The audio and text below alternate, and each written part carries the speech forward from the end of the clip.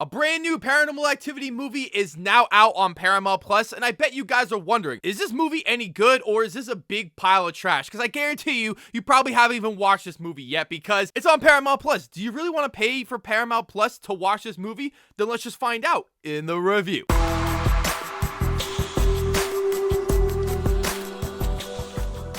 Welcome back, film fans. This is Let's Be Real, Brad. Today on the channel, I want to talk about the brand new found footage supernatural horror film called Paranormal Activity: Next of Kin. The film is directed by William Eubank and it is written by Christopher Landon, who has written every single movie of this franchise. The film follows a young woman trying to discover what happened with her mother, who disappeared years ago, until she discovers a terrifying truth about her mother's past. Paranormal Activity: Next of Kin is a movie that I was not excited to see, considering that this is a Paranormal Activity movie that is not being shown in cinemas, which has been one of the most profitable horror franchises of all time. And then add into the fact that I watched every single Paranormal Activity movie for the very first time this year, and I can say that I hate this franchise. Now that I've seen the 7th installment in the Paranormal Activity franchise, is this movie worth the watch? And I have to say, hell no. Paranormal Activity: Next of Kin is such a waste of time and is such a bad horror film. So let's just get right into my negatives first, because I have a whole bunch with this one, and we're gonna start with the horror. The horror in this movie is so ridiculously bad that I was hardly scared at anything going on. I was not on the edge of my seat at any point in this movie. And I think it's because that this movie isn't a Paranormal Activity movie. This is just another generic supernatural found footage movie that you have seen literally 1,000 times before. And it doesn't do anything interesting or new or even different. As pretty much most of this movie, there are hardly any tension-filled moments at all, where we're just seeing characters talk to one another and just being like, wow, that's creepy. Oh man, that's something that's unusual. And they don't ever question the fact that, hey, maybe we should leave until maybe like the last 30 minutes in the movie, even though there's some wacky ass shit that they have already seen. The story of this movie is so ridiculously bad and generic that I was completely uninterested with this movie. This movie is so predictable that if you have seen a movie like this, there is no twist or turns. You know exactly what's going to happen, and every single twist in this movie was so obvious from the beginning.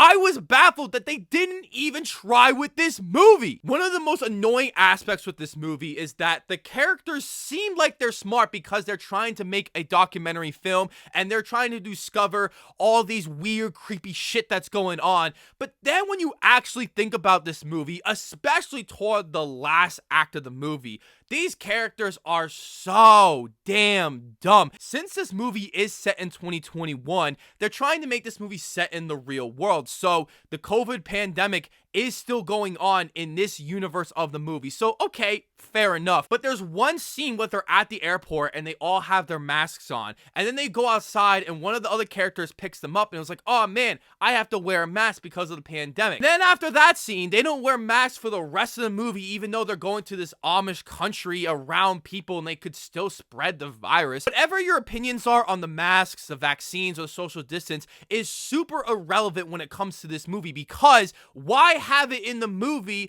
if it doesn't affect the rest of the movie at all when no other characters are wearing masks? It just feels like it's in there for no reason at all. This movie could have been set in 2019 and none of this movie would change at all. But all the performances in this movie are actually okay, and I think this might have the best acting in the whole Paranormal Activity franchise. Most of the actors in this movie are quite unknown, and they don't even have a Wikipedia page for these actors, so that's pretty good considering that I actually thought the performances were quite believable in most parts of the film. I actually like the three main characters we follow in this movie, which is definitely a difference considering that I pretty much hate every single character in the other Paranormal Activity films. I do enjoy that they were able to use this super nice camera, that they were able to shoot this documentary that they were trying to make throughout the film, and they were able to really use some great shots in this movie, and I felt like I actually knew who had the camera and where the camera was at all times, which is a massive difference from the other Paranormal Activity films that were just all over the place when it came to where the camera was was who had the camera, and it was just so awful to look at. This movie looked